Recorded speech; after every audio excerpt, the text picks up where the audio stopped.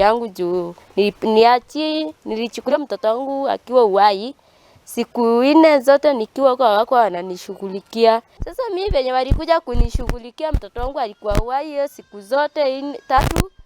Siku ya 4 nikamwambia mtoto wangu amepasa. Juu wangu alikufa juu siku attended kana anaweza kufa juu nilikuwa naona niko sawa mimi. Ni kwamba Saturday 13 mtoto wangu alikuwa expectant na alitolewa hapa usiku wa Saturday 13 akapelekwa mpaka Kotorengo Saria na akapokelewa vizuri sana akiwa ready sana kupewa mtoto wake akiwa tayari kabisa, na wakampima akasema ni ako tayari sana kupewa mtoto.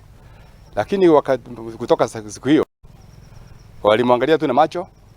Sandi bibi yangu akaenda huko tena akamwangalia akaona hajashughulikiwa, hajafanywa, hajajifungua, na bado daktari anashughulika sana na hiyo maneno na hakuna kitu anafanyia mpaka Monday Jumanne asubuhi ndio tulipigiwa simu tukaambiwa na mgonjwa mwingine alikuwa karibu naye amepinywa sana. Sasa swali ni je, kama mtoto alizaliwa akiwa amefungwa na umbilical cord kwa shingo, kwa nini waandike born alive? Mama yake mwenyewe anajua, sio ni mama mwenye akili timamu na ni mama mwenye ako sawa, alizaa normal akiwa anaona na akaona mtoto wake alikuwa ashakufa. Sasa hiyo mambo imenivunja roho yangu sana. Wataambia tusijali juu mtoto alikuwa amejifunga na neck na wangu alikuwa amejifunga na neck. Wangu alikuwa sawa kabisa.